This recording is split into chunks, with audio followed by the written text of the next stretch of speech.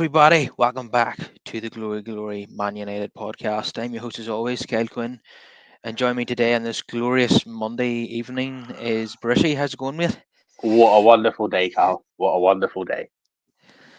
Yeah, I haven't looked forward to a podcast as much since we beat Manchester City in the FA Cup final back in May. And we have beaten Manchester City again. And I was just looking at the record our record at the Etihad since they moved to that stadium.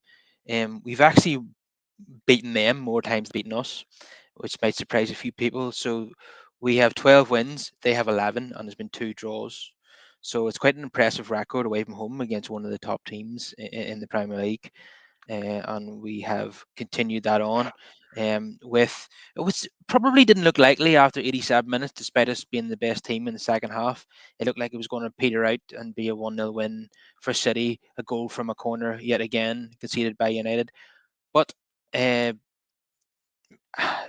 a moment of madness from Mateus Nunes. Firstly, with the dreadful pass back, which is intercepted by Ahmad, and then the tackle on Ahmad. What the hell is he doing? And then just was it 150 seconds later? Ball was in the back of the net again from Ahmad, the star of the show. Uh, We've been talking on this podcast about how great he's been this season, and he's probably looking like the favourite to be the Sir Matt Buzzy Player of the Year award winner at the moment now. And he's been absolutely superb, hasn't he, Rush? Absolutely. And I think there was 115 seconds between first and second goal. Ba-dum, Um, Yeah. and also another bit of big news as well. It was your birthday yesterday, so happy birthday! And also, what better gift than 3 points at the Etihad? Yeah, it reminded me of my 18th birthday when we beat Liverpool at Anfield when Tevez scored. So it was certainly up there with that one. You Uh, see, the ones that happen on your birthday, they always stay with you as well. So it's a special moment. That. yeah, I thought it wasn't going to be my day after 87 minutes, and Yeah, yeah. It looked like the same old, didn't it? Because I don't think they really caused us too many problems. It's disgusting that we've conceded from a corner yet again.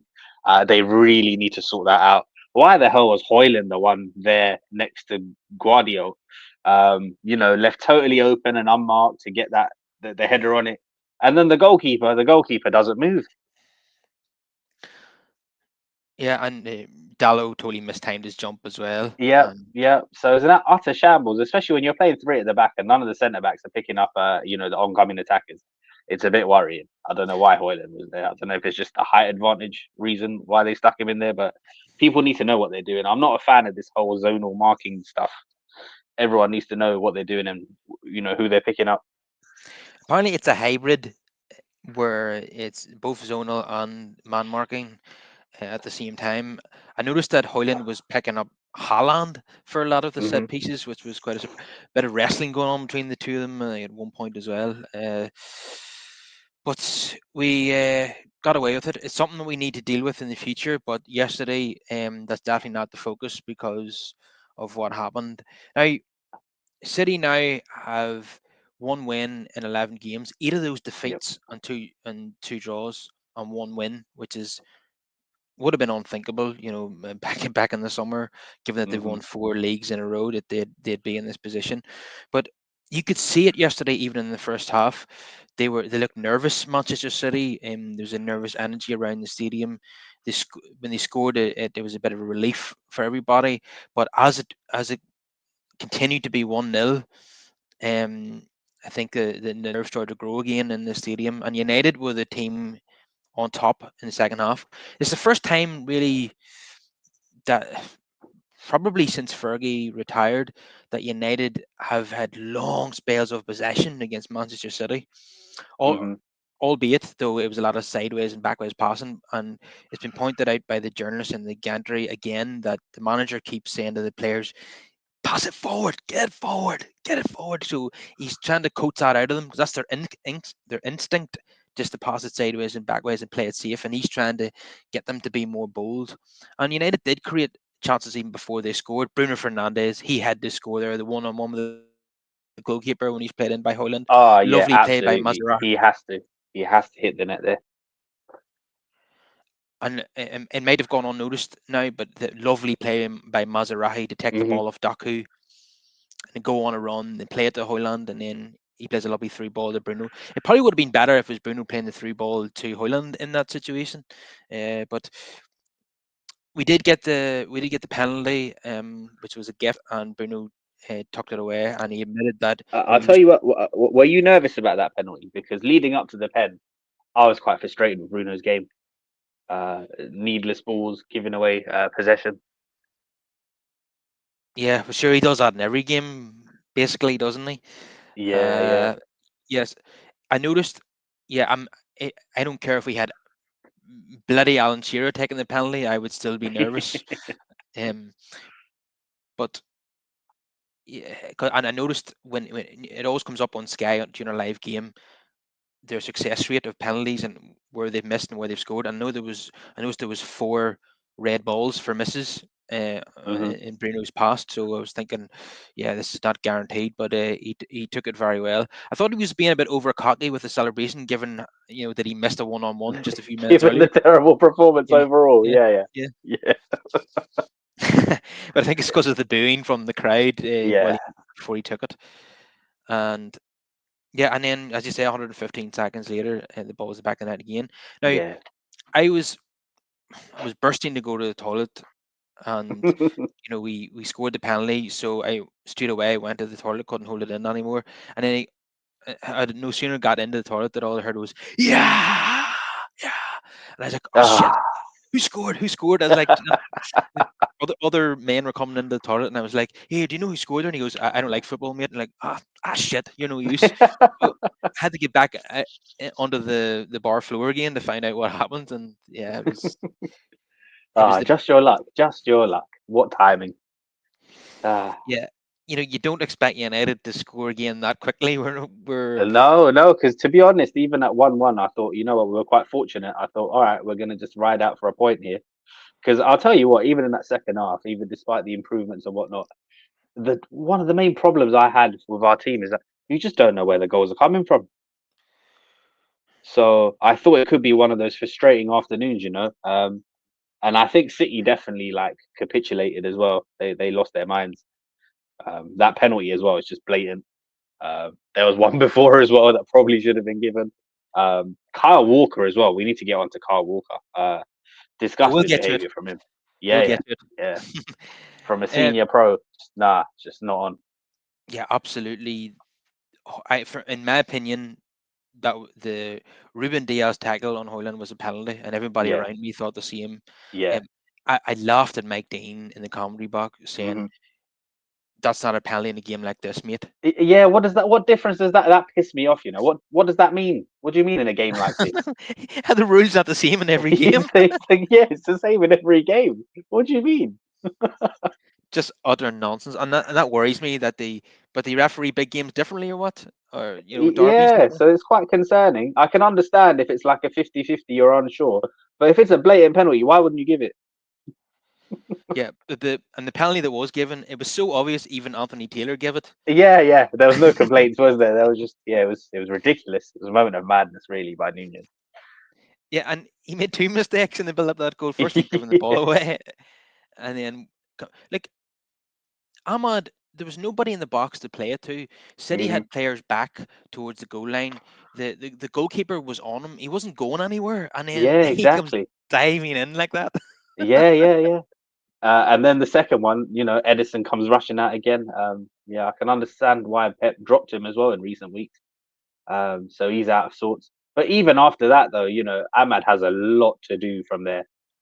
So credit to the lad. And I was a bit concerned as well because obviously Guardiola was getting back, but I think it was just too quick for him to sort his feet out. And what a finish! Yeah, I think Variol was trying to backheel it off the line, and it didn't work out for him. Yeah, no, I just think because with momentum as well, like I just thought he just couldn't sort his feet out in time. Thankfully for us, but yeah, it was a great finish though, and yeah, you still had a lot to do there after you went past the keeper. So yeah, credit to the lad. In the first half, I was quite frustrated actually. Um, he reminded me of. Do you remember what they used to say about Arsenal on the Wenger days, where you're almost trying to walk it in? Like he's Yeah, got all the technical ability and I just felt in the first half it was quite frustrating because he holds onto the ball a bit too long, trying to go around his man, and then by the time he tries to get the pass off, there's enough of the defenders back that you're blocked out, and it was a bit frustrating. So yeah, in the second half, it was nice to see that change. As good as he is, Ahmad, he's not the finished article by any means. No, no, not at all. Um, Also have to give a shout out to Martinez for that ball over the top. Oh, It was brilliant, good. brilliant ball by Martinez. Yeah, and that's one of his strengths. Like we saw the weaknesses last week, and this week the strengths were highlighted. So happy days. And a great first touch from Ahmad. And then I think he kind of scuffed the finish a little bit, but it worked Yeah, out. yeah. You know, And also, can I just say a big shout out to Harry Maguire as well. I thought he was very good. yeah, he certainly was. I thought Ugarte the same. I think Yep, he had a yep. solid game in the middle of the park. Very disappointing that Mason Mount went off injured after 13 minutes. He's just made of Mm. chocolate, isn't he? Oh, it's just yeah, I was gutted. I was gutted. That one really annoyed me because I tell you what, in the game against Victoria Pizan, he was making some good runs. The finishing left much to be desired, but the fact that he was making those runs and getting into those positions gave me a bit of confidence. And I was like, you know what? Mace just needs to get more game time. He just needs to get minutes under his belt. Once he gets that match sharpness, hopefully that will turn into goals as well. And then I'm gutted. I'm gutted for him, um, and for us as a whole because it's not looking good, is it? Yeah, I could see it in his face just how gutted Yeah, he was, and yeah. you have to feel sorry for him. But Yeah, definitely. Like that kind of, getting injured like that, it takes a toll on your mental health and all of that, and all of the criticism as well. He can't just lock off the TV and the media and stuff. It'll all be on his mind, the fee and the lack of what we're seeing in return and all of that. I feel sorry for him. yeah, because the the manager really likes him and wants to give him every chance to succeed. And even yesterday after the game, he was saying about what an important role he will have to play in the future. Um, I don't think it was, by the sounds of things, I might end up being proved wrong, but it Mm. doesn't sound like a serious injury. It's just that with him, if Yeah, if he feels anything at all, then he's coming off he's coming because. off. Yeah. So we'll see what the diagnosis is. Um, yeah, just you mentioned Harry Maguire's performance, which is very Hmm. solid, and it was a selection that a lot of people seen coming because we're playing against Holland, who's very physical, Hmm. and our defense has looked a bit small recently, and so I was not surprised to see Harry Maguire come back in for this one. Um, and Harry's stats: 100% tackle win rate, 100% ground duels won, 5 interceptions, 3 clearances, 3 tackles attempted, 3 tackles won, and 1 block. So very impressive in terms of his stats there. And Ugarte likewise in the Yep. middle of the park, 95% pass accuracy, 41 passes attempted, 39 passes completed, 7 duels won, 7 tackles attempted, 4 tackles won, 2 interceptions, 1 key pass, and 1 shot, which wasn't great. But Hmm. he's not there to score goals. He's the water carrier, and he done that superbly well yesterday. Yep. And that's you know it's not like he's doing this in a Europa League game against Minnows. He did this against Manchester City.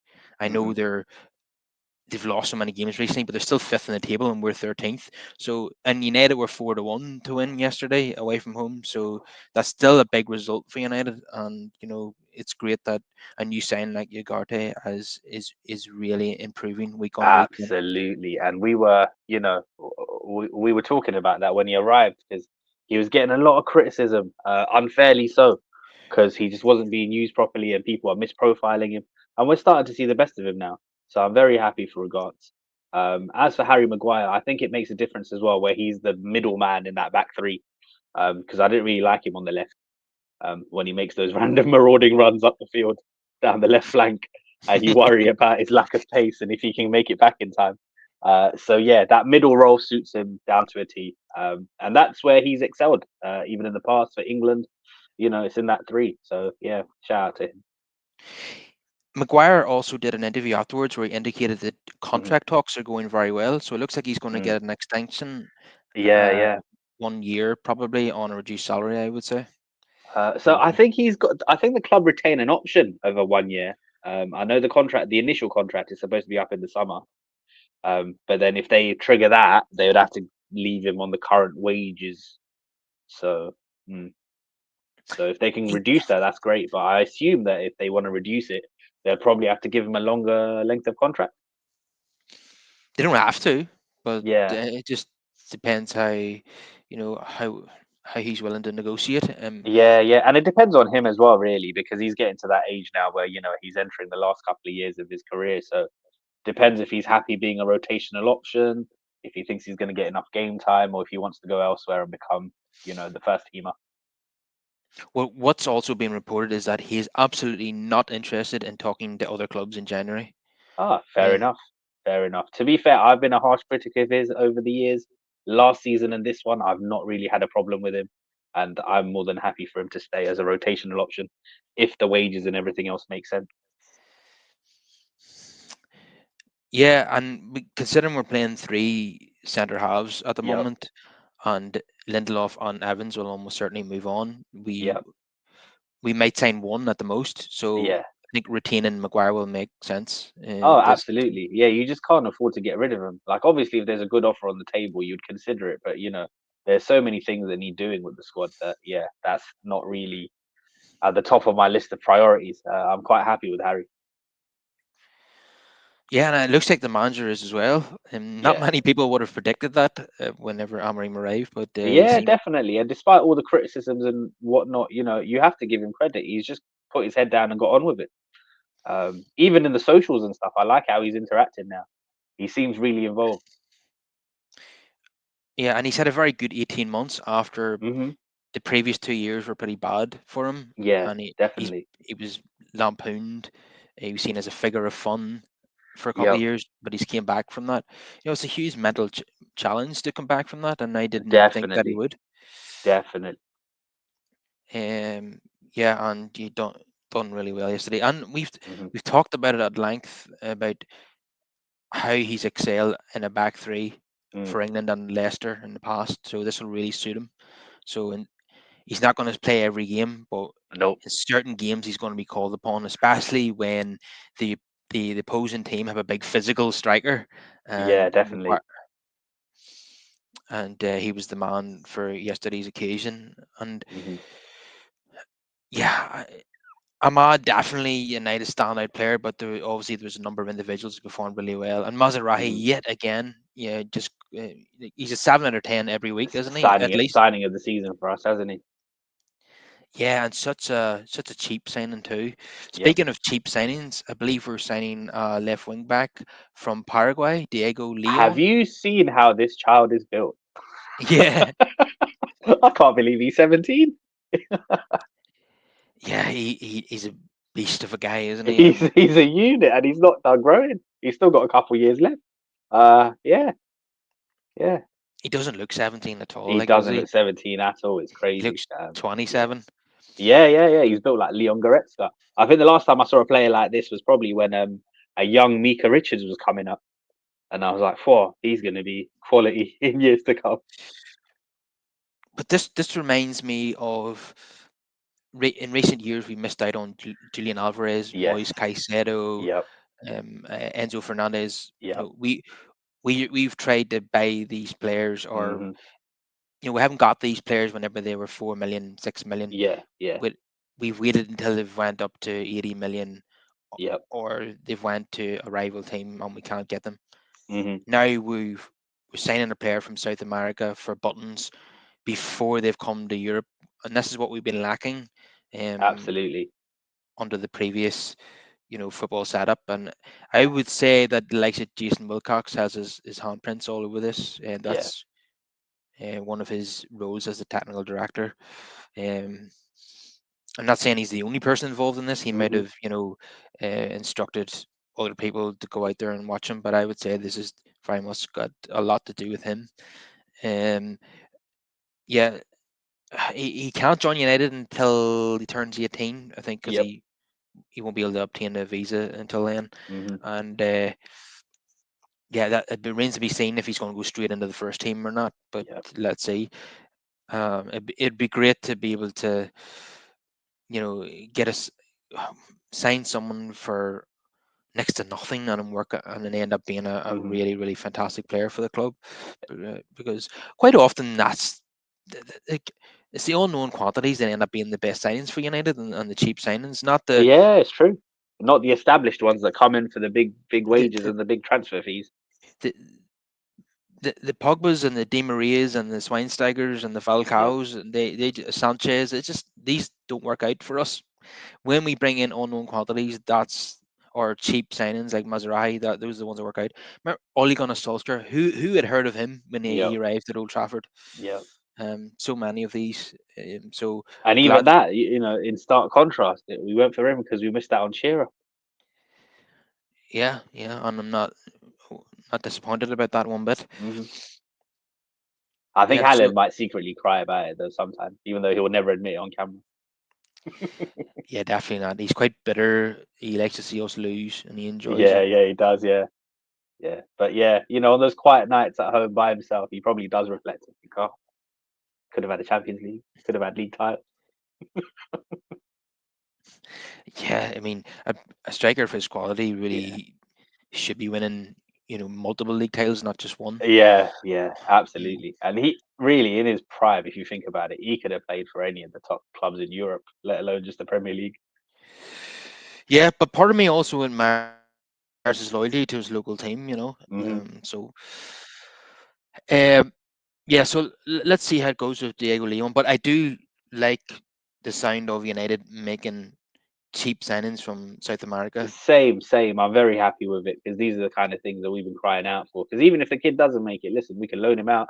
Very low risk as well with these kind of transfer fees involved. Fees, yeah. And you can even make a profit. You can make a tiny profit. That's how clubs like Chelsea have survived for as long as they have, in terms of balancing books and that. And this is how all the Portuguese clubs operate. The big boys like Benfica, the Portos, the Sportings. If you look at their turnover on talent, this is how they sustain themselves. Absolutely right. Yeah. And I want to get to the Kyle Walker incident, like you touched on earlier. Yeah, So Hoyland confronts him after the challenge, yeah. which foul was given. Hoyland was not happy about Kyle Walker's foul. So he goes over and squares up to him, and Hoyland or Walker drops to the ground like there was a sniper in the crowd. Like he got shot, like just out of nowhere. And this is a 34-year-old, by the way. He should be absolutely disgusted with himself. Yeah, it was embarrassing. I didn't like Sky obviously didn't see it in real time. Hmm. They were focused on another player, and so I was fearing the worst. I was thinking, please tell me Hoyland has not headbutted him, because Yeah. because that's going to be a sending off in the VAR era. Thankfully, he did not, and it was Yeah. a dive from a 34-year-old, as you say. Yeah. You'd Yeah. expect that from a 21-year-old, Hmm. Yeah, but honestly, after the replay of the incident, I thought it should have been Walker that got carded. yeah, and they both got a yellow card. That's always a Yeah, yeah, cop out from yeah, these yeah, referees. yeah, But yeah, well, surely that should have been a second yellow because the yeah, yeah. additional It should have foul. been. It should have been. Yeah, madness. Absolutely no It other attempt there. He knew exactly what he was doing. shows the state the City are in, that this is the desperation Absolutely. That's just what I was thinking. The that fact they're that sink. Man City have resorted to this shows you how desperate they are at the moment. Yeah, to sink that low Yeah, in order to try and get a win yeah. is embarrassing. But yeah, I felt the second. I think we had 48% possession, which is quite high for an away game at the Etihad. But I would say in the second half we probably had more possession than them, Hmm. which is would have been which in the last 10 years is just totally unthinkable. Because you'll remember, anytime we're playing City away from home or even at home or Wembley, Hmm. it's it's the low block playing on the counter attack. Yeah, But so it's serious progress for us to be dominating possession against them. it Even absolutely is, especially with the squad that we've got to work with. And I'll tell you what, Carl, after yesterday, I was reflecting back on the last two games, the two losses in the league. And even then, we come away from it on another day. We could have got points from both of those games. needless goals conceded from set pieces against Arsenal, and I didn't think they caused us any real problems from open play. And against Nottingham Forest, again, it's it's a problem of our own making with individual errors, which can be cut out. Yeah, 42% of the goals we've conceded this season have been Mm. from set pieces. Yeah, totally Um, unacceptable. They need to half that. and only Wolves have conceded more goals from corners than Yeah. Manchester United, uh, which is they've conceded 9, we've conceded 8 from corners, and on Hmm. 4 in the last 3 games, which is really Big, doing big us out of, concern. which is really costing us points, like you say. And if we're Yeah. able to cut that out, then we will win a lot more games and get more points. Mm. Absolutely. And the league, there's so much competition that you just can't afford those kind of mistakes, because we find ourselves, what, 13th, 22 points, and Villa are in sixth place on 25 points. So that's how tight it is. And, that's how important it is that we pick up those points. Shout out to Joe and Danny who are joining us live. Yeah, and Danny is saying that Diego Leon has is the body of a fully grown man, and we're taking us together. That's Yes. interesting. Yeah, I was taken aback because I'd never heard of the kid. I managed to see like one compilation, and I know compilations aren't really much to go on, but he did look decent in it. But yeah, I couldn't believe how he was built. And I tell you what, another youngster at United who's absolutely huge is Obi Martin, the striker Yes. for the youth team. He's only 17 and he's about 6'7". He's an Hmm. absolute man mountain. He's going to be a nightmare for defenders to play against. He looks like someone that, like, we got him from Arsenal, and he's one of Yeah. the the most promising young strikers in Europe. And his Hmm. apparently he scored the most amount of goals in youth football history in England. Uh, this is how prolific he is, and he's been excellent since he came to United in the summer. And it just seems inevitable that he is going to be a first team player. And I just hope he goes right to the very top because, yeah, I just cannot wait for him to make his debut now, whenever that may be. It may be towards the end of the season, it may be next Hmm. season, but I'm really looking forward to. He just seems like an incredible talent, and that's a hell of a coup for United to get him out of Arsenal and into our youth team. Yeah, Definitely. Depending on the our cup size of runs, that guy. depending on if we get favourable draws in the cups, I'd love to see a bit of him this season. Yeah, I suppose Tottenham away is not one of those No, fixtures, it's not one of those. um, the Stowe Bucharest match, if that's a dead rubber, maybe he could Yeah. play in that one. But we'll see how it goes against Rangers. Hmm. Um, but yeah, I'm just so delighted with what happened yesterday. That's the best way to win a derby or any match. When you think you're going to lose and then you score 2 late goals at the end. Absolutely, and they were. I mean, not that they're the quite loudest anyway, but yeah, they were quiet, weren't they? We absolutely silenced them. Yeah, and seeing the United fans being held back at the end, as Hmm. which is mandatory for away fans for safety reasons. They're kept back to allow the home fans to go home before they're Yeah. released, and they're just having a sing song doing the five cantonage chant. And you seen Ahmad throwing a shirt and all into the crowd. Hmm. It's been so long since we've had that kind of away win with the absolute ecstasy from the away fans. I know we've beaten smaller teams away from home, but we haven't had that big away victory against one of the top teams for such a For long so time. long, I think yeah. it's I think throughout the Ten Hag era, that was one of the big complaints. We just hadn't seen success against the top six in the league. So yeah, it's nice to put that right. not only did we not have success, we were getting battered from pillar to post in some of those games, Yeah, that as well. which is totally unacceptable. Hmm. And you know, I know when we go to Anfield, the Emirates, or the Etihad, we can lose. That's something that you accept, that's a possibility. But Yeah, see, losing 6-3 or 7-0, that's totally unacceptable to me. that's the Like, thing. There's a manner in which you lose. You know. definitely, yeah, and Ten Hag just couldn't get that right. He just couldn't get us Hmm. anywhere near it in these away games. And Amorim has, in his first Manchester derby, he has come up with the goods. And here's a interesting stat. The last Man United manager to win his first Manchester Derby in the Premier League was Sir Alex Ferguson. So all the rest of the post Fergie managers all lost their first Manchester Derby. Wow. Um, so this is a good omen, let's say. And I think I read another stat a few days ago that um, the I think it was to do with Europe. The only three managers at United have won their opening two European fixtures.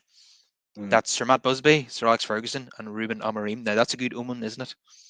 that's fantastic. What company to be in. Long way to continue. Yeah, that seems like a good sign to me. It is also quite Uh, shocking though that no other managers managed to do that in the last decade and a bit, considering we've been in the Europa most of that time. yeah, that's pretty poor, isn't it? Not even Mourinho Yeah, that's achieved really achieved it. poor. Um, yeah, and none of the managers between Busby and Ferguson managed it either. And although we were probably only in Europe whenever we won the FA Cup in that era, really, to be honest. But Hmm.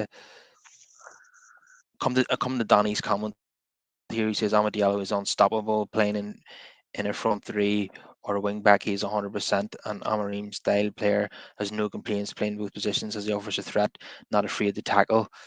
Yeah, he's also versatile. Now, yesterday he wasn't playing as a wing back; Yep. he was playing as one of the two roaming tens behind the striker. And we knew he could. He could. We've talked several times in this show about how he can play as a number 10, and Hmm. he's proved that now against Especially like top quality technically, probably opposition. one of the most gifted at our club, wouldn't you say? Yeah, he's so skillful. He probably the one player in the team yesterday that takes people on and goes past Yep. people.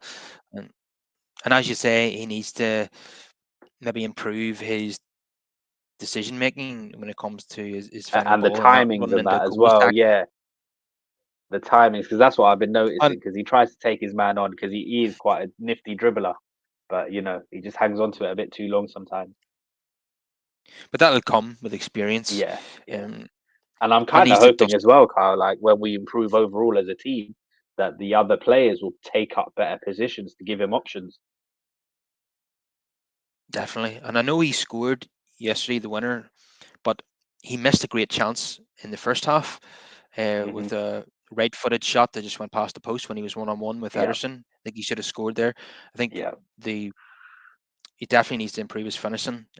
Hmm. He's kind of our Bakary Saka, isn't he? He's become that important to us, but he isn't quite the goal threat of Saka just yet. No, So not yet. But I again, like Saka's had how many years, and he's got one definitive position, whereas with Diallo, this is his mhm. first season really that he's getting ample game time, and we've gone through a managerial change, a shift in formation, and we've used him in different positions, so it's going to take time.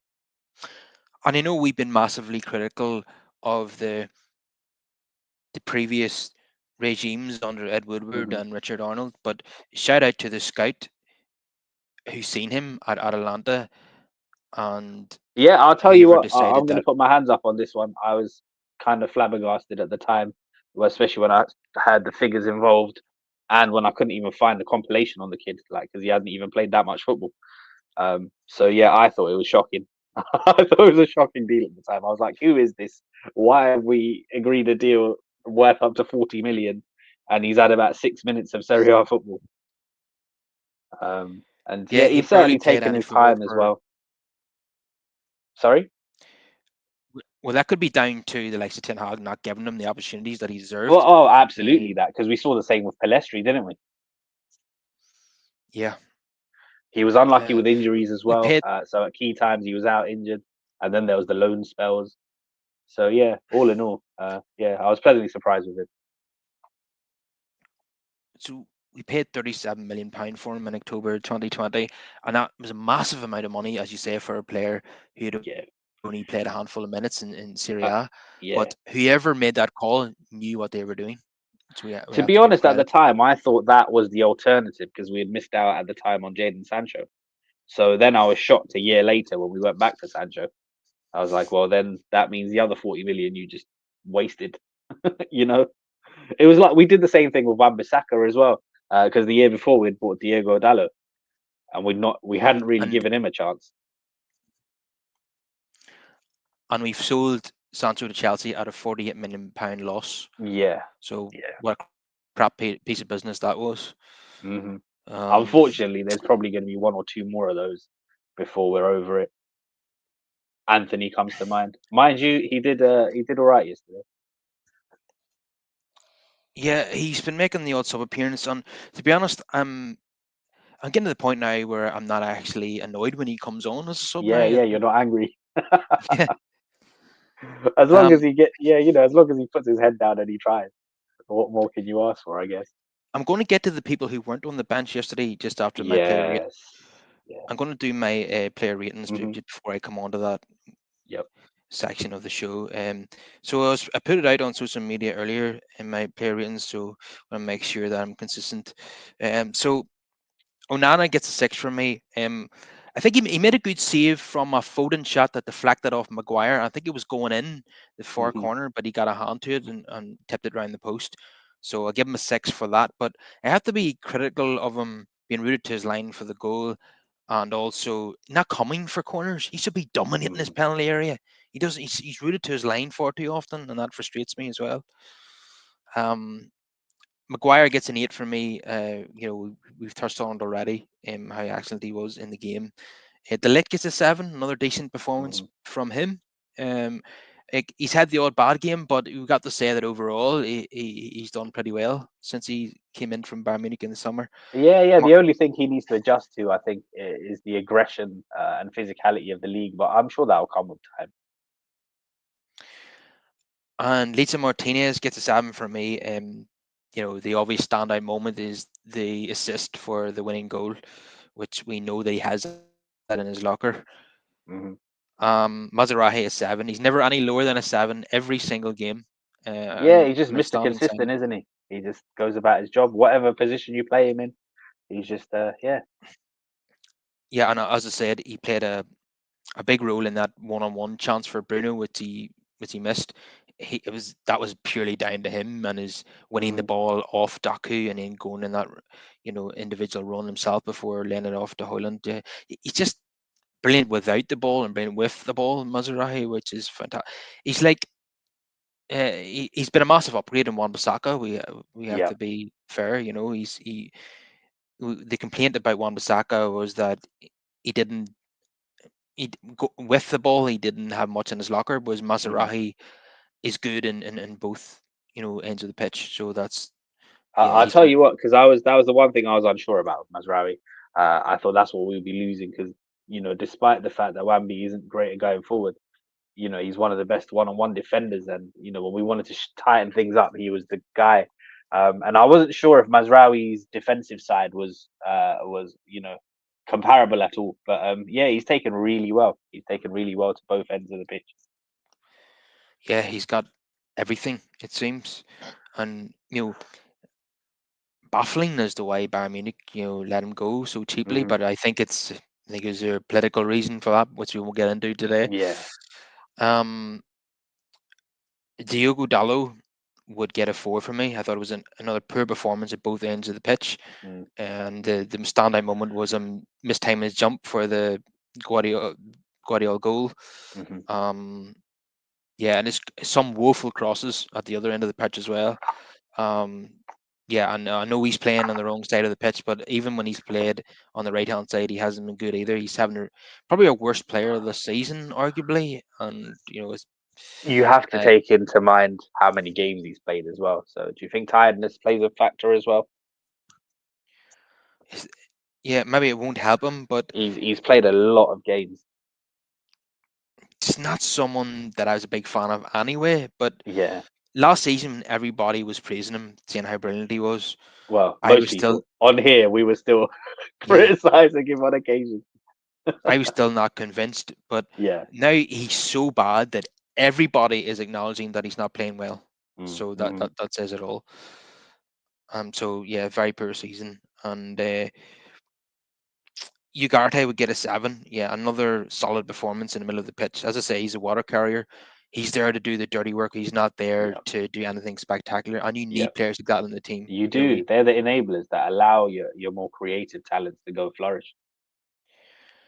and Manu, he obviously played, despite not starting the game, he played the Mm. majority of the game, unfortunately, for Mason Mount. And I think it was a solid 6 out of 10 for Manu. Didn't do anything spectacular, but didn't do anything Yeah, wrong either. yeah, did all Um, right. I was so gutted for Mason, man. I really wanted to see what he could do. yeah, it's just any time that he gets himself into a position where he's being selected to start, Yeah. then that's when he gets injured. You know, And the frustrating thing as well is when you look at a player of his profile, he really suits Ruben Amorim. yeah, he does. So does Ahmad. You know, both of them are really Yep. suited to his high energy, style of football, and it's just I'm just really worried now that because of injuries, it's not going to work out for him. But Hmm. the new manager will give him as long as possible. Yep. But if this keeps happening, then it's just not going to work out. Um, Ahmad, obviously the match winner, gets an 8 out of 10 for me. Um, if he'd have scored the chance in the first half, it could have been a 9 out of 10. I just some people might say it was a 9 out of 10, but I don't think it was the performance was quite there for me to give Hmm. him that mark. So a definite 8. Uh, Bruno gets a 6, as you said. Very very frustrating performance. A lot of wayward passes. He missed that one-on-one, but he did show great composure in scoring that penalty. So we have to give him a 6 for that. But yeah, it's another one of those erratic performances from Bruno Hmm. Fernandes, unfortunately. Um, but how many times have we said it? So often he frustrates, but still He makes a does. massive contribution to United winning the game. He does. I tell you That's, what, though, going forward, it's going to be interesting because I don't know if he'll be here in 1 or 2 summers. yeah, yeah, yeah. It's certainly going to be one to watch. Hmm. Um, yeah, I think it's going to take a while for us to be winning the league again, and I Yeah. don't think, because of his age, I don't think he's going to be there when we win the league again. Yeah, that's the thing. That's the thing. And also with all the changes that are needed, I don't think we'll manage to do it all in 1 or 2 windows. So that might buy him a bit of time. But yeah, in about 2 years' time, I think, you know, I wouldn't be surprised if we look to move Yeah, on. I think he'll be here next season, but Yeah. beyond that, After that, I'm I not don't sure. know. Yeah, Yeah. yeah. Um, and Rasmus Hoyland would get a 6 for me. I had to not his best game yesterday, but he was absolutely ruthless in midweek in the Europa League Yeah. game. I have to mention that. He Yep. won us that game on his own, basically. And I'll tell you what, I thought it was a terrible touch that he took as well. Yeah, but Before he managed to, put it, slot it past the keeper. yeah, it was a great finish. It Yeah, he was. made up for the poor touch very Nah, quickly. he really did. And even last season, Carl, we were talking about it. Like, we just don't create for this kid. And his conversion rate last season was actually really good. It was better than Haaland's. So it highlights, what he can achieve if you feed him, and we just don't create enough for it. Yeah, we're not creating enough for him. But what I've noticed in recent games, like the Forest game and the Victoria Pilsen game, is that he scored from rebounds, and I want to see Hmm. United strikers be in that position. Be able, if the Yep. ball comes off the keeper, I want United number 9 to be in there to tap it in, and that's Hmm. something that we've been lacking in recent years. So it's great to see him scoring goals like that. As I say, Definitely. I want to see. We love the spectacular goals, but to win titles, you need to be scoring tap-ins, and Hoyland's been doing more of that recently. So hopefully over the Christmas period, he can increase his goal tally even further. Hmm. Definitely. Um, so Ruben Amorim would get an 8 out of 10 from me. His first match is a derby. It's away from home, and he wins the game. And And not only that, like, some big decisions. I'm sure we'll get into that. The mm, omissions. yeah, do you know what? It was brave to leave out two of your biggest names going Hmm. into an away derby against City, Yep. and the fact that United have won the game, that's empowered them even more. I feel. Definitely. Definitely. And I respect the decision as well to just leave him out entirely, because when you leave him on the bench, um, and then if things are going wrong, there's that pressure to bring them on to try and change things up. And I don't want these players to get that comfortable, where they just think, oh, if things go wrong, he's going to have to bring me on. No, if he feels that you're not up to it, just you're out of the squad. Yeah, so we knew he was going to be asked about it. That was Hmm. obvious, and the answer he gave was quite interesting. You know, he was not just he said it was based on not just their training, but their interactions with teammates and Hmm. whether the way they eat, the way they Way they dress, dress, and yeah, yeah, yeah, how you conduct yourself. stuff. And I'll tell you what, that in that statement, there was a lot of underlying things there. It was almost like something you'd hear from Fergie back in the days. And I know you and I have spoken about this, where I've just said, what, it's probably because I'm a bit of a dinosaur. Like, I pay attention to stuff like that sometimes, and I think, oh, should they be conducting themselves in such a way? I find it quite refreshing. I like it. Yeah, definitely. And just quick sidebar. Danny mentions Hoyland. He says he should get a 10 out of 10 for the shithousery social media post where he said that Kyle Walker should get an Oscar for his performance yesterday. Uh, yeah, I like that myself. Yeah, Rashford and Garnacho. I feel as if Garnacho can come back from this. He's very Hmm. immature, and that comes across in his use of social media. And he almost behaves like an influencer on social media as well. Garnacho, It's a um, sign of the times, isn't it? yeah. Unfortunately, Whereas Rashford, he's 27 and he behaves like he's 17. yeah. He should be a senior player, yet he Hmm. doesn't come across as one. And how many times is he going to be left out of a squad or left on the bench because of matters in training or off the pitch? Hmm. Hmm. And in Just terms of the off the pitch stuff and that comment about dressing and all the other things, because he's Marcus Rashford, the cameras are always on him. If he goes to a basketball game, we know about it. And it's reminiscent for me of that change in David Beckham in the later years under Fergie, where he was getting quite annoyed that he was moving more like a pop star, than a player. Yeah, and people have said that Rashford is suffering because of the media have targeted Mm. him since 2020 because of his free school meals campaign, lobbying the government for that. I don't believe that. And you, you play yeah, for Man United, you're on the biggest wages, you're the poster boy for the club. The spotlight's going to be on you. In and terms of all the stuff that he does for the kids, good on him. I'm a big supporter of that, but I don't think that's the reason that he gets bombarded. but and in addition to that, people have said that he takes a lot of abuse from United fans Mm, online and also in the stadium. He's mm. There was even a Manchester derby last season where he was cheered off when he was substituted, and that was the night where he went to a club in Deansgate after United lost 3-0. Yeah, yeah, And then he obviously famously went on that bender in Belfast. yeah, yeah, yeah. To- You see that kind of stuff under Fergie, that wouldn't happen. I don't think players could have gone out in Deansgate after a loss. no, definitely not. They would. If, Yeah, Gary Neville even said they would have been too ashamed to even do it. They would. yeah, yeah. That's the thing. But here's why I don't buy these excuses for Rashford, because David Beckham, as you just mentioned there, Mm, he got sent off in the '98 World Cup. mhm. Like for anyone who doesn't remember this, you can just watch the documentary on Ah, the Netflix. abuse was Yes, disgusting. Thank goodness there was no social media in those days. But the kind of abuse he got in the media, in the papers, it was horrible. And stadiums up and down the country. It was proper yeah, disgusting stuff. he was abused at all 19 away grounds that Yeah. season. There was even somebody hanging an effigy of him. Hmm. That was totally obscene. There Yeah. was, people with death threats and everything. His family being abused.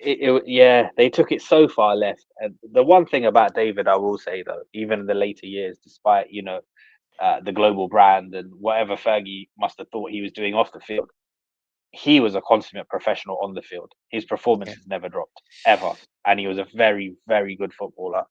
With Rashi, I can't say the same. So this is the point I'm trying to make.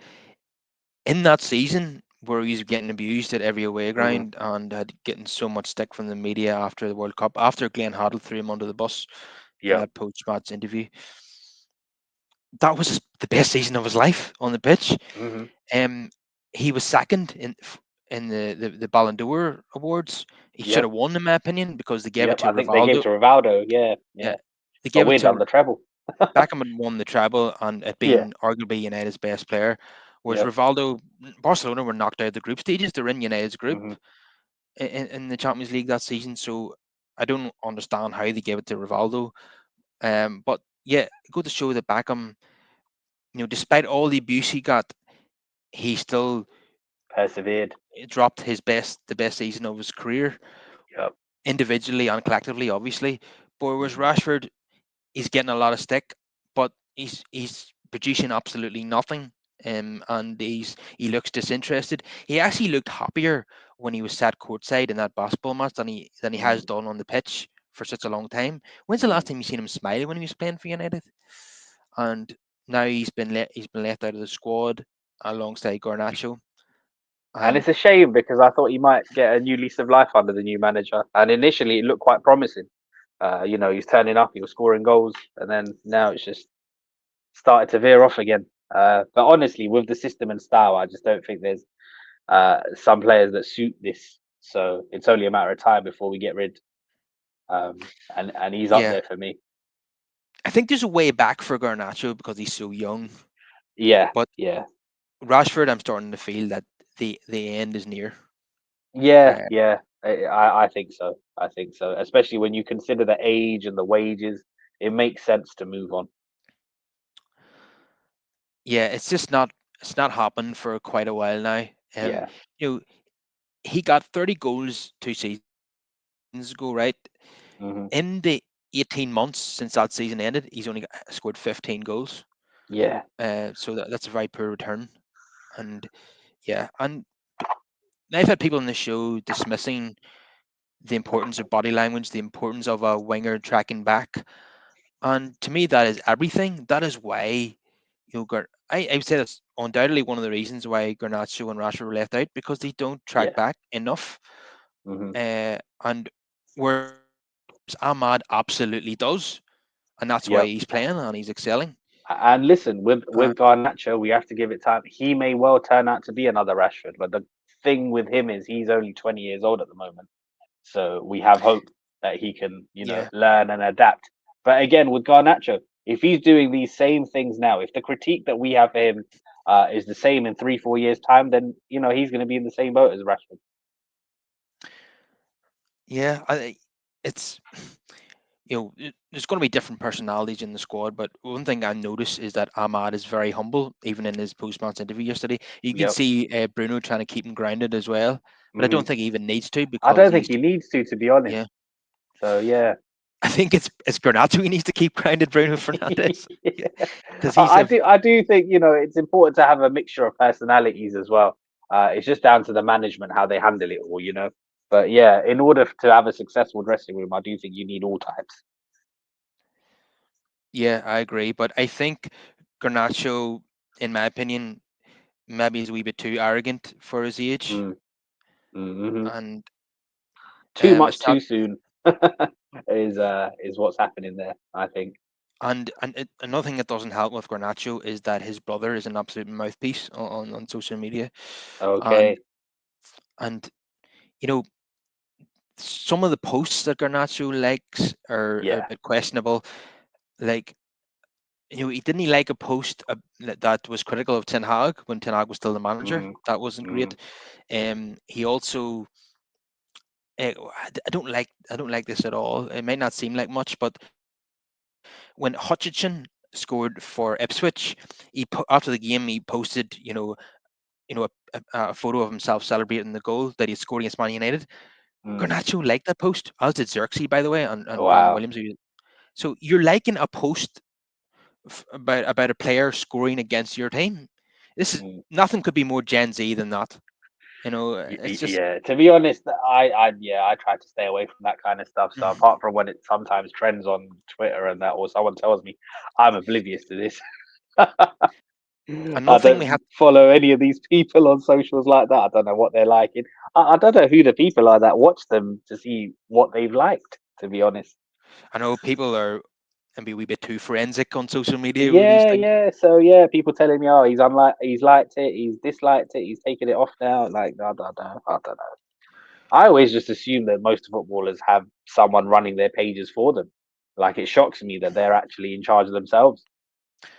Another thing I have to mention, and before I do, I have to say that it is speculation and it is not fact by any means. Hmm. But Garnacho, via his brother, has been Mm. accused of leaking team news and for many games. And once again on Saturday night, Samuel Luckhurst on his Facebook page posted a leaked United 11, and that turned out to be 100% correct. That was the Yeah. team that took to the field on Sunday. And yeah, and Amorim was asked about this yesterday, and he said j- that he's aware of it, and obviously he doesn't seem to know who it is, or at least that's what he's saying. Hmm. And he's saying there's nothing that he can do about it because players, they have their agents, they have their families, they have their friends, Yeah. and you can't control this. Yeah. But it seems to me as if in recent years, and this Garnacho is far from the first person to be accused of this at Man United in recent years. Um, it seems to me that certain players, whenever they're left out of the 11, Mm. then they leak the team in frustration by telling their agent or one of their friends, and then it gets out there to a source on social media or one of the journalists. And I think that's absolutely ridiculous that one of the players would leak out the 11 just because he wasn't selected in it. That's, you know, do you want your team to win or not? It's not very. You're not being a team player when you do stuff like that. You're Hmm. giving an advantage to the opposition. I want to get your thoughts on that, Brush. Yeah, like you say, we can only speculate, right? But in such a scenario, I think drastic action needs to be taken. And, if that is what culminated in players being left out, then so be it. And hopefully that will be a harsh lesson learned on how to conduct yourself going forward. Yeah, 100%. I wonder had that had anything to do with why Garnacho was left out yesterday. Now, Yeah. Amorim was he didn't specify why one player was left out and why the other one was Mm. left out. He gave the same reasons for both of them being left out, but I suspect that it might have been different reasons. Yeah. I would say that more of this will come out as the week progresses. What really happened, because the Athletic, for example, are quite good at getting inside information and Hmm. telling us more about the specifics of what went on. But we'll find out in due course, I'm sure. But the media probably would have been all over this even more had we had lost the game. Could you imagine the story if we had lost that game with? Absolutely. Absolutely. Yeah. And the thing is, though, like, our fans as well. Usually the people that have a lot to say about Garnacho and Rashi week in week out would have been the same people complaining yesterday had we lost, and they would have been like, "Oh, why weren't they at least on the bench?" You can never please anyone. So yeah, I'm glad that the result transpired the way it did. Yeah, even I was thinking, even towards halftime Yeah, yesterday when we went 1-0 down, I was thinking yeah, we don't yeah. have much on the bench here to change this I, game. I tell you what, as soon as Mason Mount was on the floor, I was like, "Oh, here we go." If we have to make a change this early, yeah, all the media are going to concentrate on the fact that there's one or two missing on the bench who potentially who could have come on. So yeah, so a very big decision. And this is kind of what you want, though, isn't it, Carl? This is a big club.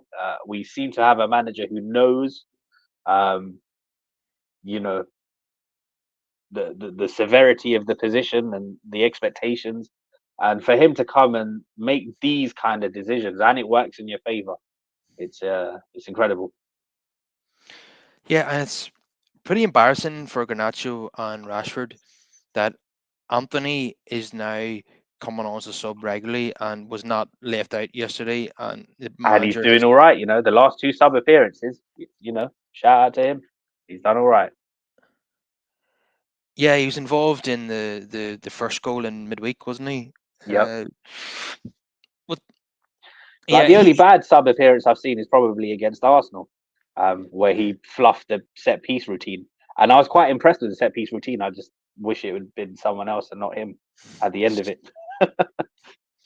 yeah. So he is in a bad situation at the club Yep. because the manager who brought him to the club is now gone. Yep. For he was an awful lot of money was spent on him. We've Hmm. been hearing constant reports that Ineos want to get rid of him at the Yep. first opportunity.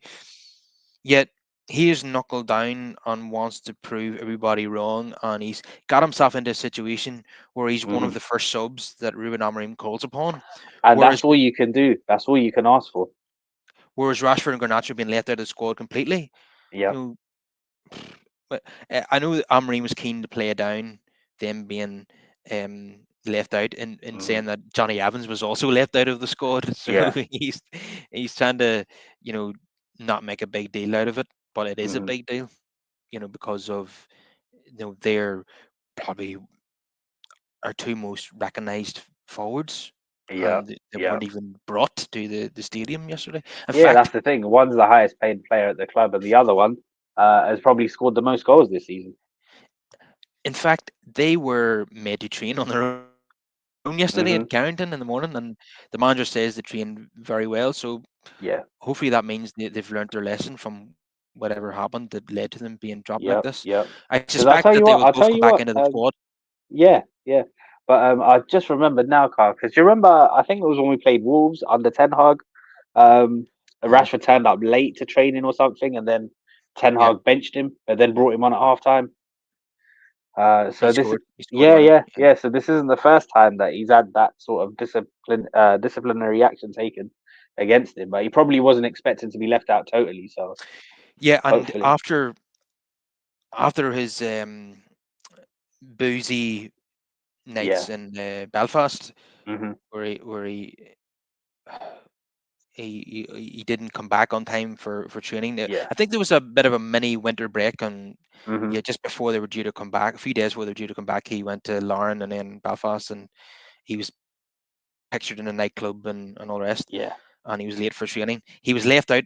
The next game was Newport County, and Hmm. Rashford was left out of the squad for that one too. So this is not the first or second time.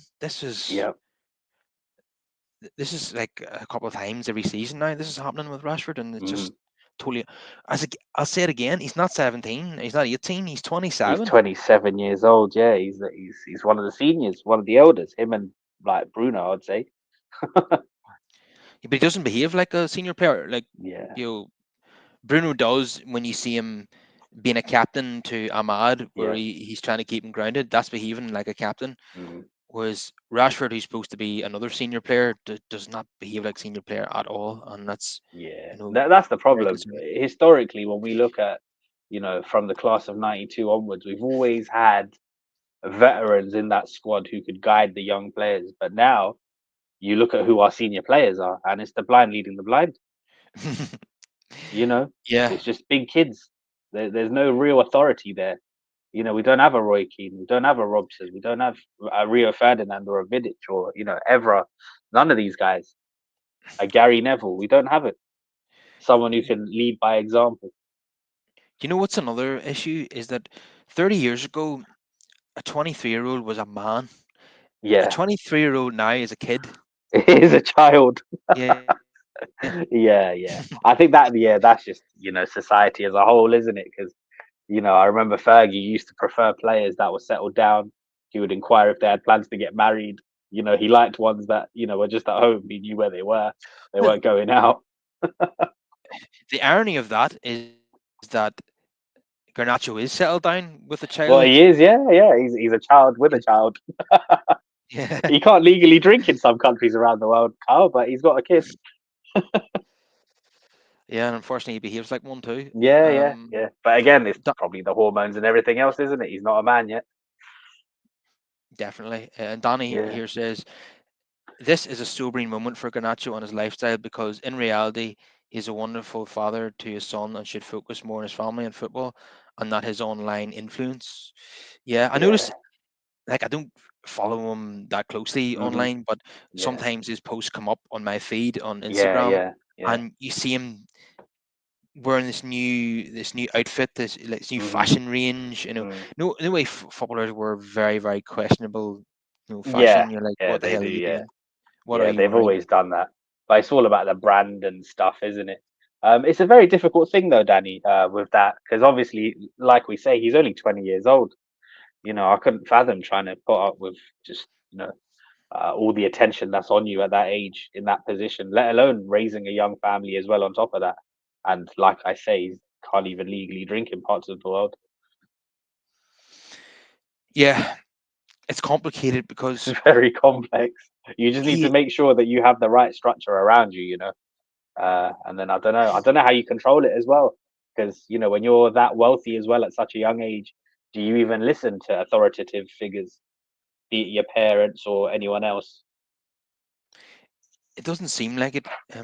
Like Yeah, he needs to look at Sancho and be careful that he doesn't, you know, ruin his career. Look, when's the last time Sancho played for England? yeah. Garnacho doesn't want to get himself into this situation with Hmm. his own arrogance. He needs to stay level-headed, and then undoubtedly he will succeed. But I think his biggest problem is that he's a little bit too arrogant and thinks that he's Yeah, you can't start believing your own hype. Like, I understand you need to be confident, right? Because some players thrive on that to up their performance, but there's a fine line, I think. yeah. I think he's kind of going over that line a bit now. I don't mind someone being, having massive confidence, and because Yeah. that's partly why he's Hmm. made it to this level so far. But I don't want that to turn into arrogance where he doesn't listen to authority anymore, Yeah. where he thinks he's better than the manager, he's better than the senior players. Hmm. I think he needs to relax and actually be a wee bit more humble. Like Ahmad should be the blueprint for young players, in my opinion. Definitely. Definitely. Uh, Danny here says, speaking of Sancho in England, Tuchel was his previous manager. Yeah, I suppose that might help his case. We get, but it's been a long time since he played for England, and deservedly so. He hasn't played well enough to be in the England team. Yeah, it's only Um, now that we're starting to see any sort of return from him. And even then, he's not a shoe in into that Chelsea 11. yeah, I know he scored a couple of goals lately, but I think Yeah. his form has been blown out of proportion. I don't think he's been that good. Like, No, no, I think a lot of that is probably just socials because he's left us, obviously, and that's it's big news, isn't it? So anytime he does anything, it's like with McTominay now. Anytime he mm, scores or does anything, it's just plastered all over the place. But I actually managed to catch a Napoli game recently, and throughout the 90 minutes, like, overall, he didn't look fantastic. You know, that's McTominay we all know and love. yeah, it's one of those.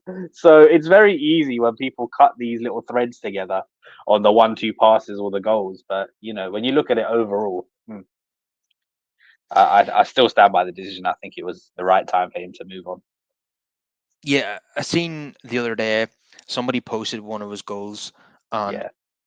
underneath in the comments there were several people saying we should never have sold Scott McTominay. It was an outrageous Yeah. decision, Yeah, this is the thing, and this is the trap that we shouldn't fall into. and you're like, oh, give me a break, do me a favor, Yeah. will you? Even with Rashford, I see it now when I'm speaking to fans. Some of them are scared of what he might do if we sell him. I'm like, I'm why? not. I'm Why are not. you scared? Why?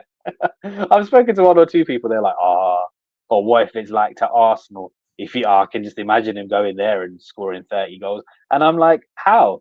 Based on what that you've Yeah, seen? Does he won't. and also, if we're selling him, does it really matter where he goes?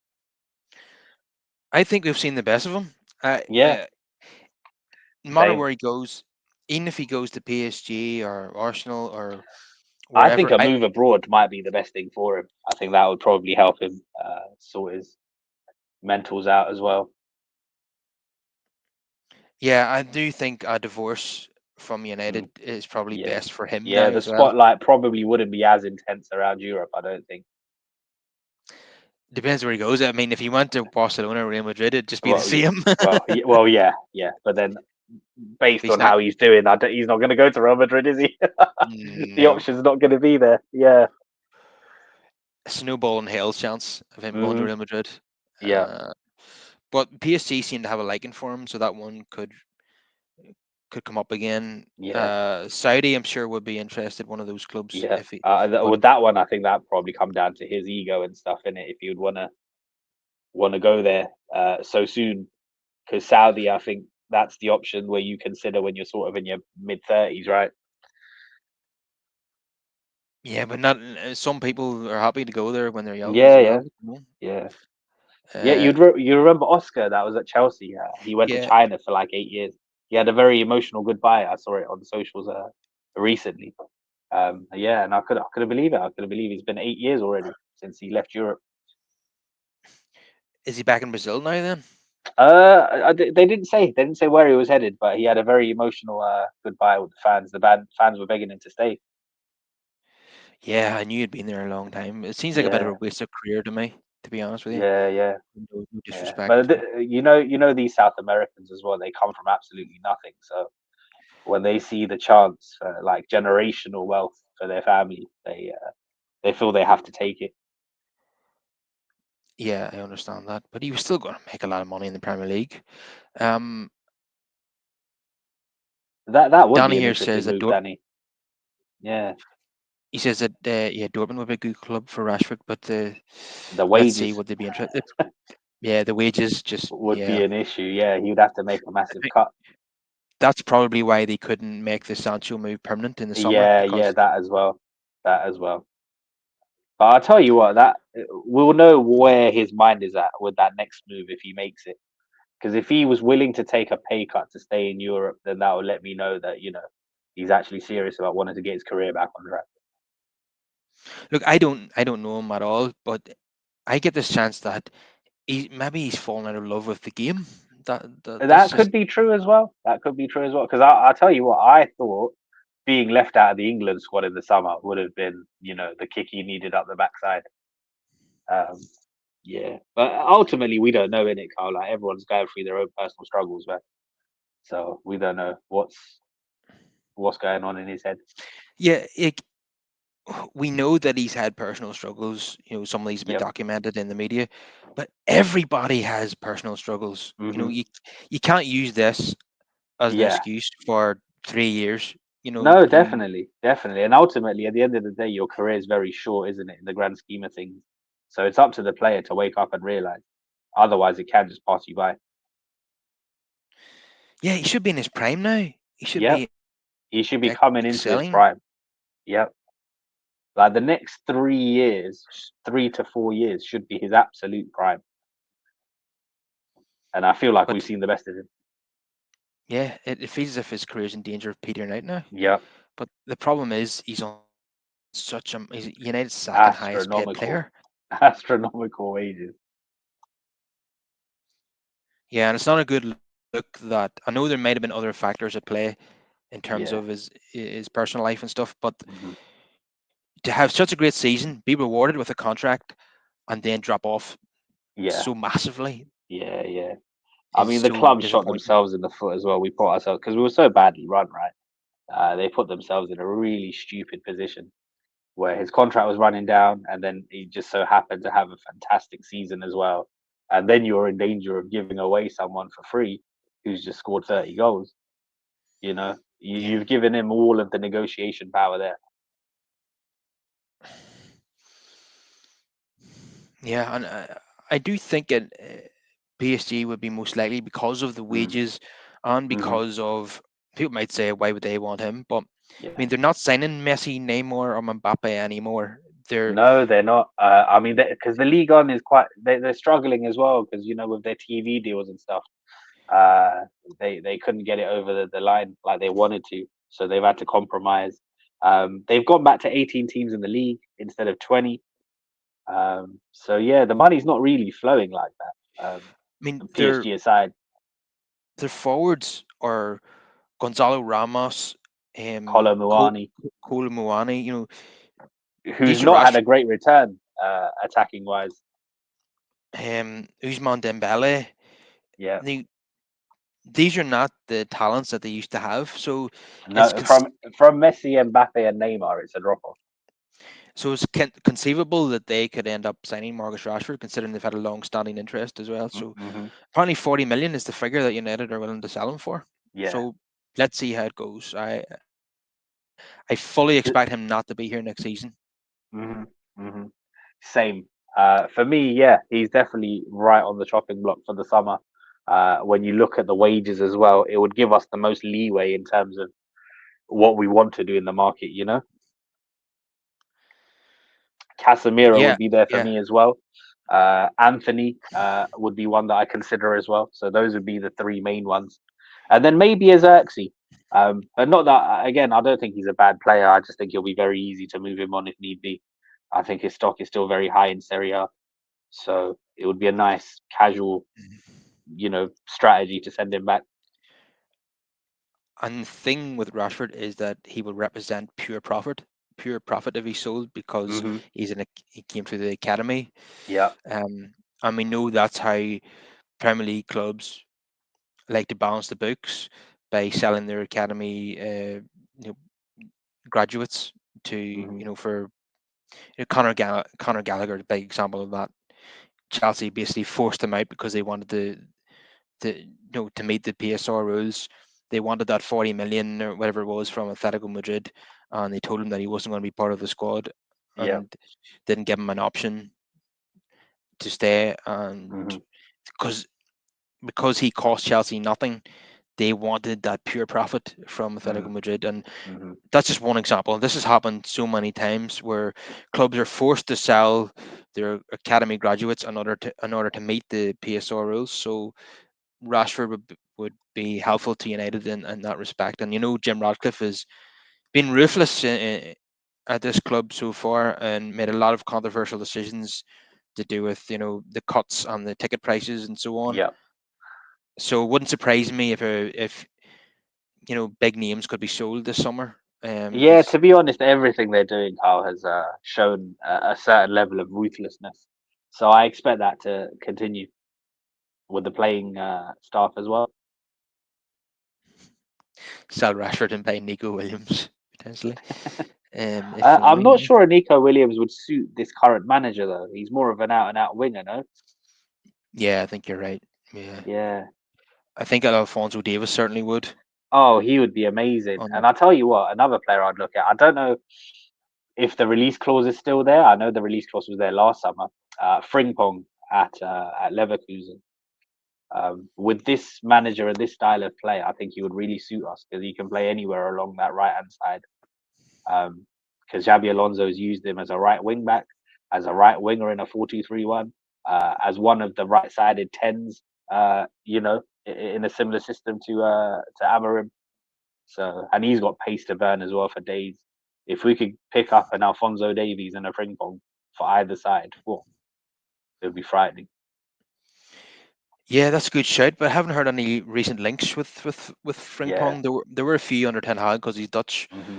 But yeah, he would fit into this system very well. And yeah, Yeah. he's been a fantastic player for Bayer Leverkusen. Of course, he once played for Celtic Hmm. too. People might not be aware of that. He had a season and a half there, and because he was so good, he was sold on pretty quickly then to Leverkusen.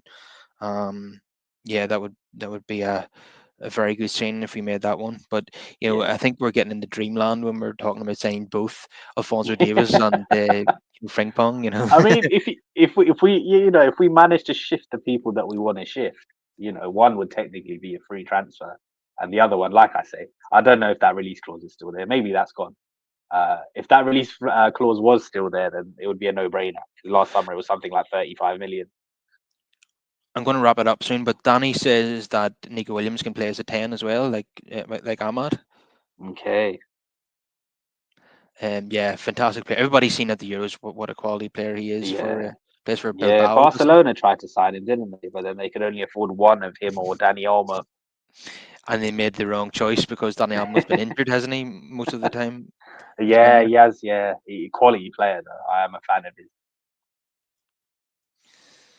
Yeah, and he did have an injury record, I think, Hmm. as bit like Mason Mount. You know, he was injured for most of his last season at Chelsea. I think Yeah. he made 5 league appearances, and we went and paid that money for him when we could have got him Yeah, for do you free. remember? Because we said at the time, I mean, the guy's got a year left on his contract. He's had that injury thing as well. Like, was he, was it really a necessary to go and get him now? Was it a necessity? We could have signed him Uh, for free there in the summer just gone by, and hmm. it's not as if he contributed much last season. So That's the thing. And then to top it all off as well, and then to bring the hate down on the poor lad, you then give him the number 7 shirt, yeah, through no fault of his own. the curse of the number 7. Yeah, I think the only exceptions to that, and have been for very short periods of time, have been Cavani and Ronaldo in recent years. yeah, But yeah, yeah. For me, it kind of lost its since value when we gave it to Michael Owen. yeah, Michael Owen, yeah. Yeah, I suppose he did get that winner against City, and Yeah. he got that hat Uh trick against yeah. Wolfsburg, but it wasn't a great sign overall. No. And then further devalued by Memphis Depay and Di Mm. Maria and Sanchez, and yeah, all these Valencia didn't want it. He handed it back, and Yeah, well, Valencia gave it back, didn't he? He went back to the 25. Yeah. yeah. Yeah. But even though Cavani and Ronaldo did well Yeah. when they came to the club as veterans, it wasn't for very long. No. So And then we I thought still it was have quite disrespectful as well what we did to Cavani. Just stripped it off him. I can understand yeah. why from a marketing point of view, but it's not nice. No, he didn't deserve that, considering how well he had played the season before, and Yeah. I think he deep And down then he's I think probably he let that frustration show in his second season. He was off yeah, on his holidays after yeah, it didn't even fucking show up for half the time. games. He yeah, he's back. He spent more time in Uruguay than he did in Manchester that Hmm. season. And Um, yeah, I totally agree with Daddy's last point there about Mason Mount. And we did discuss that earlier on as well. Like, yeah, in this system, that's the real tragic thing about it with all these injuries. He yeah, really yeah. is so suited to what the current manager's doing. We are we're hoping and praying that his injuries will clear up, but yesterday was another setback. So Hmm. you know, very disappointing. And the more times he gets injured, the less likely it is that it's going to happen for him at this club. So Yeah. we shall wrap it up there. It's been a great few days with winning in Europe away from home and then beating City away from home. So let's keep this up by beating Tottenham in the League Cup, and then beating Bournemouth at home in the Oh, league, which by no means is that a guaranteed 3 points. oh, absolutely not. And Yeah, yeah. then I think we lost to them last season, though. yeah, comfortably, and then Yeah. we're into the busy Christmas period. So yeah, yes, Amorim will get time. It's going to be a bit of a roller coaster this season, but we Mhm. have to get points on the board. That's non-negotiable. You can't Absolutely. keep losing games, and that's why I Yep. didn't want to lose 3 Premier League games in a row. So I'm so Yep. glad that we avoided that scenario. Hmm. So please, everybody, smash a like in the video if you're watching on YouTube. Subscribe to the podcast if you're watching on YouTube. You're listening on Apple or Spotify, and get more of your comments in, like Danny, and I will reply to those. We also had comments from Joe as well. So, welcome all the comments and welcome all the downloads and the retweets and yeah, your comments as well. And Brush, has been a pleasure as always. It has been. Long may it continue. I love Long things may like this. these long may these victories of Man City continue on a regular basis. And Yes, yes. So we can come here with a smile and be positive for the full hour.